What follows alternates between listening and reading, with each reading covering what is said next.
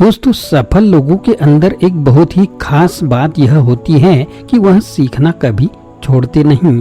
कहा जाता है कि सीखने वालों के लिए पूरी दुनिया ही स्कूल है और हर शख्स शिक्षक है। सीखने की ललक और जज्बा हो तो हर चीज हमें कुछ ना कुछ सिखाती है।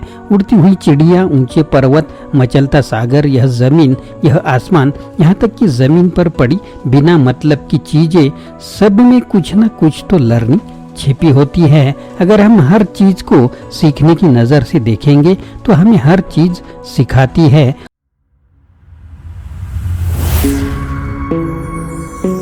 हेलो दोस्तों, मेरा नाम आनंद है और बिजनेस आनंद इस चैनल में आप सभी का स्वागत है। कोई भी चीज हमें फालतू और बिना मतलब के नहीं लगेगी, कोई भी चीज टाइम पास नहीं लगेगी। हमारे घर वाले, हमारे शिक्षक सभी यही कहते हैं कि फिल्में मत देखो, अपना टाइम दूसरी चीज़ों पर लगाओ, अपना टाइम सही जगह पर इन्वेस्ट करो। तो दोस्तों, हमारे समाज की एक तगड़ी कंडीशनिंग है तो जो यह मानती है कि फिल्में देखना एक टाइम पास है और समय की बर्बादी है।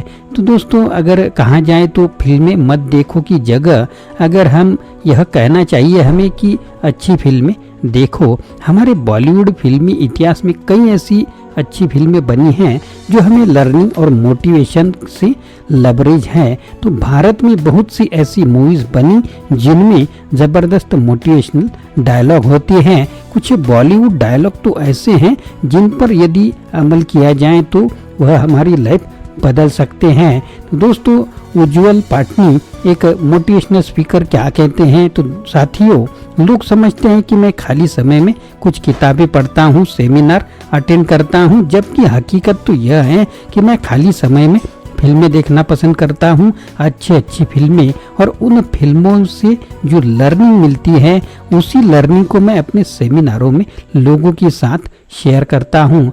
तो कुछ समझे साथियों, यह जो खेल है सब अपनी बुद्धि या सोच पर निर्भर करता है।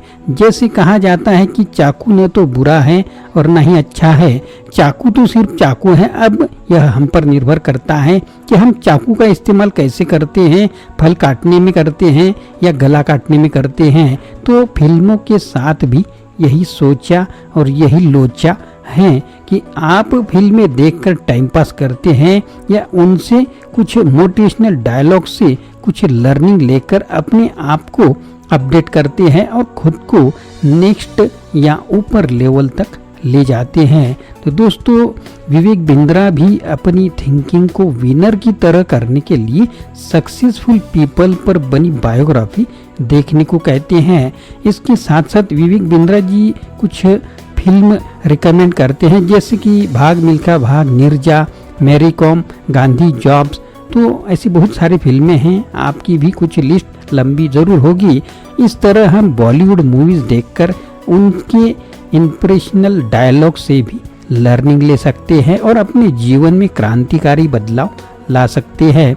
इन्हीं सब बातों को ध्यान में रखते हुए कुछ चुने हुए डायलॉग्स यहाँ पर इस वीडियो में हम सुनने वाले हैं जो आपको मोटिवेट करेंगे। यहाँ दिया गया एक डायलॉग अपने आप में एक पूरा लर्निंग का स्कूल है। तो आइए इस वीडियो को देखते हुए जानते हैं कि जीवन में इस लर्निंग का उपयोग कैसे करते हैं। तो पहला, दुनिया में दो तरह के लोग होते हैं, विनर और लूजर, लेकिन जिंदगी हर लूजर को एक मौका जरूर देती है जिसमें वह विनर बन सकता है।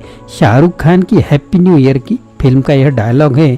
वाकया खूब बात की गई है इस डायलॉग में। तो इस मोटिवेशनल डायलॉग में जिंदगी में कभी भी हार न मानना के बारे में बताया गया है।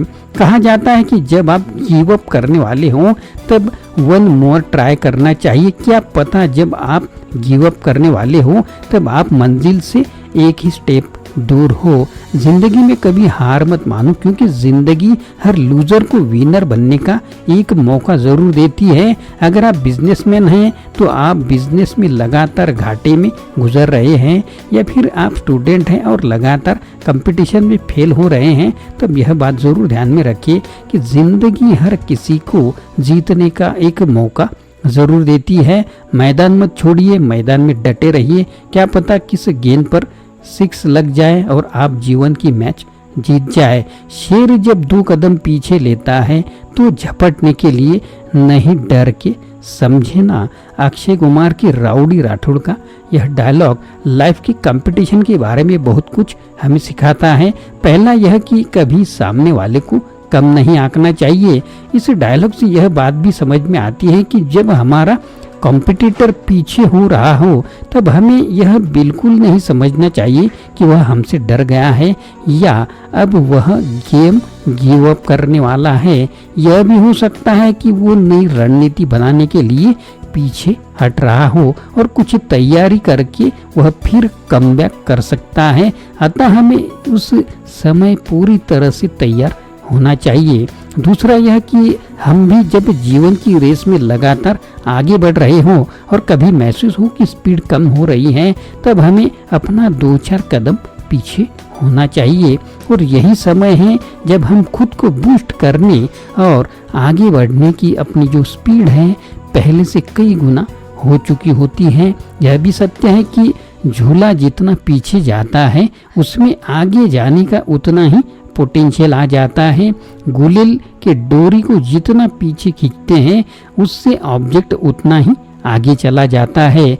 जिंदगी जीने के 2 ही तरीके हैं, एक जो हो रहा है उसे होने दो और दूसरा जिम्मेदारी उठाओ उसे बदलने की। आमिर खान की रंग दे बसंती का ये डायलॉग, मंगल पांडे मूवी का यह मोटिवेशनल डायलॉग वैसे तो बहुत डीप है, फिर भी इसे आसानी से समझने का प्रयास जरूर करना चाहिए। तो हमारे पास आसपास कई ऐसे लोग हैं जो हमेशा किसी न किसी चीज़ का रोना रोते रहते हैं। हर बात पर उनका रोना शुरू हो जाता है। नौकरी नहीं है, पैसा नहीं है, सरकार की नीतियाँ सही नहीं है, सरकार कुछ नहीं कर रही है, क्या करे, अवसर ही नहीं मिल रहा है कुछ करने का, तो सिर्फ कंप्लेंट करते रहते हैं। ऐसे लोग हमेशा कुछ न कुछ कंप्लेंट ही करते रहते हैं, लेकिन कभी भी आगे बढ़कर खुद की जिम्मेदारी नहीं उठाते हैं। हर इंसान को चाहिए कि लाइफ में कैसी भी प्रॉब्लम क्यों ना हो, उस प्रॉब्लम से बाहर आने के लिए जिम्मेदारी उठानी ही चाहिए। बिना जिम्मेदारी उठाए हम सिचुएशन को बदल ही नहीं सकते। कितनी भी बड़ी प्रॉब्लम क्यों न हो, अगर आप उसे बदलने की रिस्पॉन्सिबिलिटी खुद ले ले तब आपको कोई रोक नहीं सकता। मैं सिर्फ इतना जानता हूँ, कोई तुम्हें तब तक नहीं हरा सकता जब तक खुद से ना हार जाओ। सलमान खान की सुल्तान फिल्म का यह डायलॉग है। इसमें लाइफ चेंजिंग इसे माना जा सकता है। यह बात 100% सही है। एक पुरानी भी कहावत है कि मन के हारे हार हैं, मन के जीते जीत। कोई भी व्यक्ति मैदान में हारने से पहले मन में हार जाता है और मन ही मन नेगेटिव अफर्मेशन दोहराने लगता है। सामने वाला ज्यादा ताकतवर है, वो मुझसे अच्छे दाव लगा रहा है, मैं उससे जीत नहीं सकता आदि बातें सोचकर वह मन से पहले ही हार मान लेता है। बाद में तो केवल बाहरी रूप से हार का सामना उसे करना होता है। मैदान में वो हारे या ना हारे, लेकिन वो उससे पहले ही मन में हार गया है। उसके अंदर हारने वाली भावनाएं आ गई है। जो मन से हारा हो वह उसे हराना भी बहुत आसान होता है। वही को मन में जीता रहता है, वो रण भी जीत लेता है।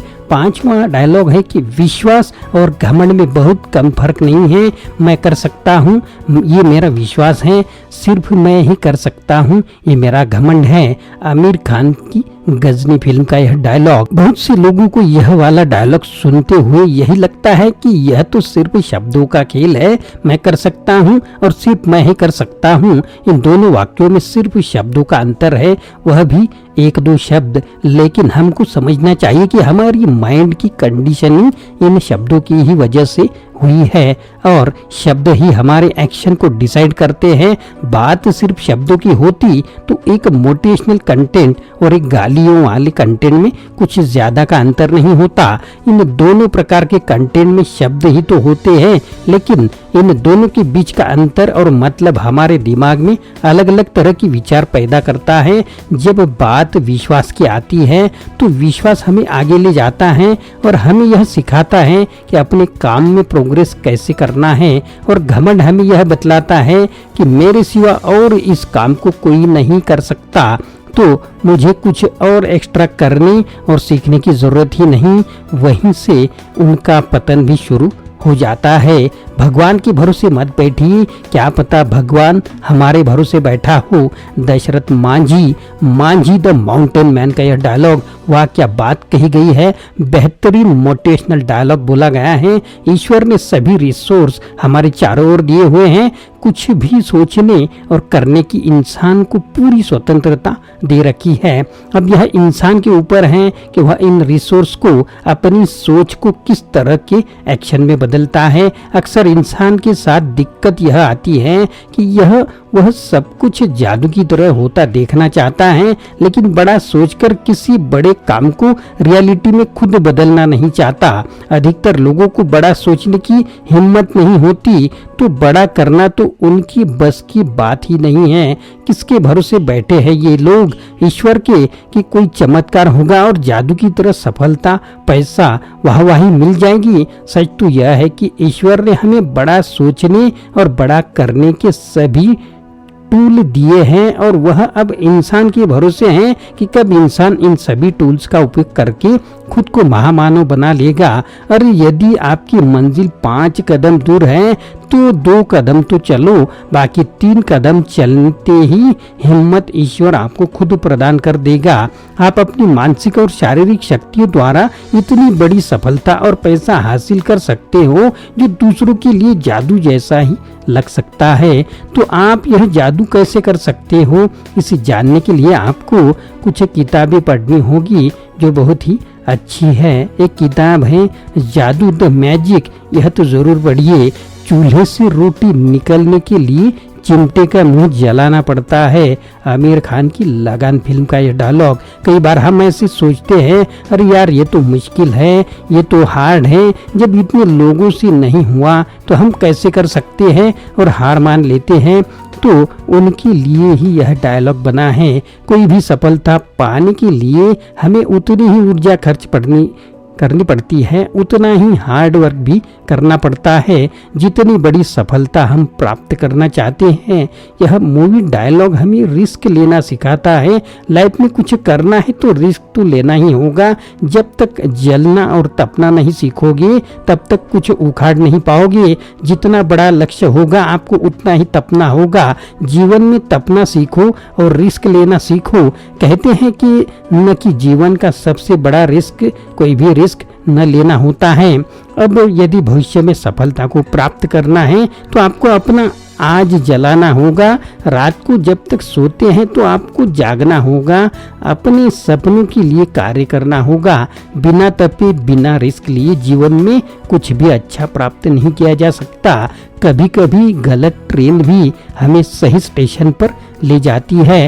इरफान खान की लंच बॉक्स की यह डायलॉग, यह एक लाइफ चेंजिंग डायलॉग है। कभी कभी जिंदगी में ऐसे भी कई मोड़ आते हैं जो हमें वो सहारा दी जाते हैं जिसकी हम कल्पना भी नहीं की होती है।